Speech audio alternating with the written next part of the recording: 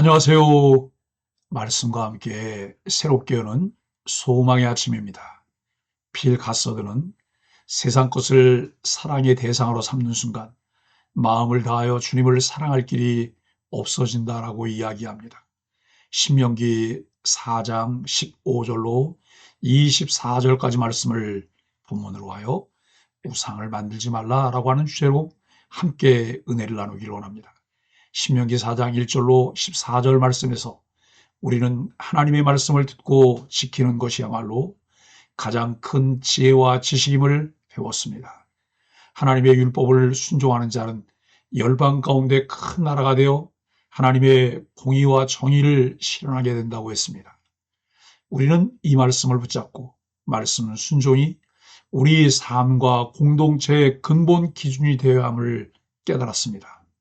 그렇다면 오늘 본문에서는 그렇게 하나님 말씀을 붙잡는 사람이 반드시 경계해야 할 죄가 무엇인지 보여줍니다.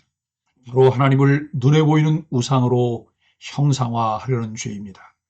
오늘 우리는 하나님을 제한하는 잘못된 형상화의 죄를 깊이 묵상하며 어떻게 하나님을 순전하게 섬길 것인지를 고민해야 합니다.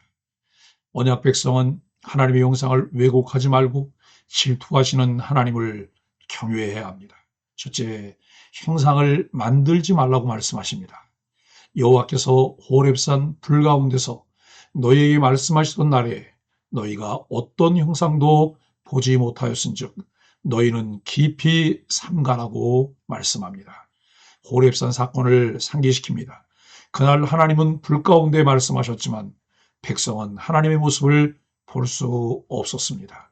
이것은 하나님의 본질은 형상으로 표현될 수 없는 분임을 의미합니다. 그러나 이스라엘은 가나안으로 들어가게 되면 각종 우상 숭배 문화에 노출될 것이기에 특별한 경고가 필요했습니다. 모세는 땅의 짐승, 하늘의 새, 땅을 기는 것, 물고기, 1월 성신에 이르기까지 창조 세계의 모든 피조물에 대한 형상 제작 금지령을 내립니다. 하나님을 인간의 손으로 만든 형상으로 제한하는 순간 그것은 하나님을 부정하고 왜곡하는 행위가 됩니다. 왜 하나님은 어떤 형상도 만들지 말라고 하셨을까요? 하나님은 창조주로서 무한하신 분이시며 어떤 피조물에도 제한될 수 없는 영광과 거룩의 본체이시기 때문입니다. 우리의 삶 속에서 보이지 않는 하나님 대신 의지하고 붙들려 하는 것은 무엇입니까? 눈에 보이지 않는 하나님보다 눈에 보이는 소유나 사람, 성공을 더 의지하고 있다면 그것이 오늘의 우상입니다. 둘째, 질투하시는 하나님입니다. 내 하나님 여호와는 소멸하는 분이시요 질투하시는 하나님이시라고 말씀합니다. 하나님은 이스라엘을 애굽에서 구원하신 후 약속의 땅으로 인도하고 계십니다.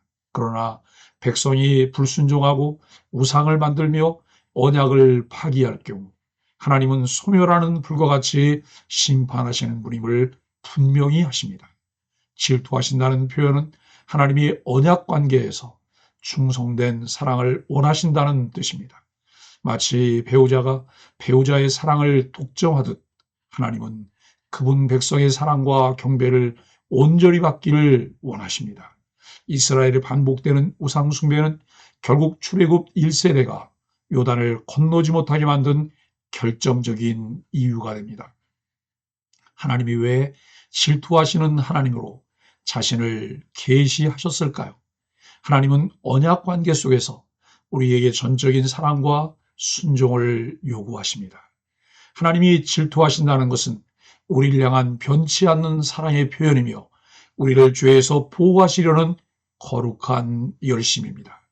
나는 하나님께 드릴 사랑과 경배를 다른 곳에 빼앗긴 적이 없습니까?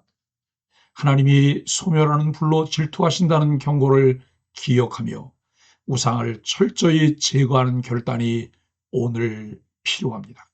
사랑하는 소망의 가족 여러분, 하나님께서 이스라엘을 선민으로 부르시고 그들과 언약을 맺으셨습니다. 언약 백성인 이스라엘의 유일한 지혜는 하나님만을 경외하는 것입니다.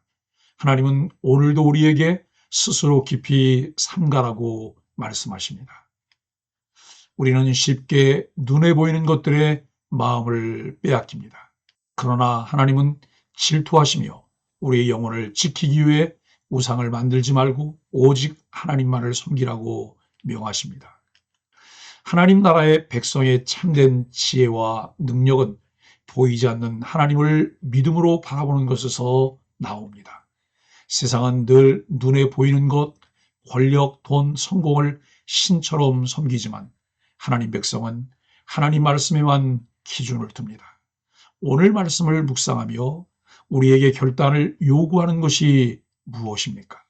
내 삶에서 하나님보다 더 사랑하는 것은 무엇일까요?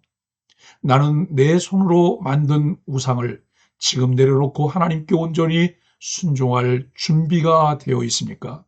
하나님 앞에서 스스로 삼가라는 경고를 마음 깊이 새기며 살아가야 합니다. 하나님은 이스라엘을 애굽에서 구원해내시고 시내산에서 언약을 체결하셨습니다. 너희는 내 백성이 되며 나는 너희의 하나님이 되리라 말씀하셨습니다. 아무 자격 없는 이스라엘을 하나님이 주권적으로 택하셔서 자기 백성 삼으시고 그들과 언약을 맺으셨습니다. 약속의 땅 가나안 입성을 앞둔 이스라엘은 출애굽과 광야 생활의 역사 속에서 하나님이 행하신 큰 일을 기억하고 전 존재를 다해 하나님만 사랑하고 섬겨야 합니다. 언약 백성답게 하나님 말씀에 순종할 때 존귀하고 복된 삶을 누리게 됩니다. 축복을 구하며 살지만 하나님은 그의 백성들에게 선명한 축복의 길을 가르쳐 주셨습니다. 하나님을 사랑하는 마음으로 말씀에 순종하라는 하나님의 말씀을 즐거운 마음으로 따르는 소망의 가족들이 되기를 예수 그리스도 이름으로 간절히 축복합니다. 함께 기도하겠습니다. 하나님, 제 마음에 있는 숨은 우상을 발견하게 하시고 그것들을 주님의 불로 소멸하여 주옵소서. 질투하시는 하나님 앞에서 저 자신을 삼가며 오직 주님만을 섬기고 경외하게 하여 주옵소서. 오늘도 말씀으로 제 안에 주님의 나라를 세워주시고 세상 속에서도 주님을 드러내는 삶을 살게 하여 주옵소서. 예수님의 이름으로 간절히 기도합니다. 아멘.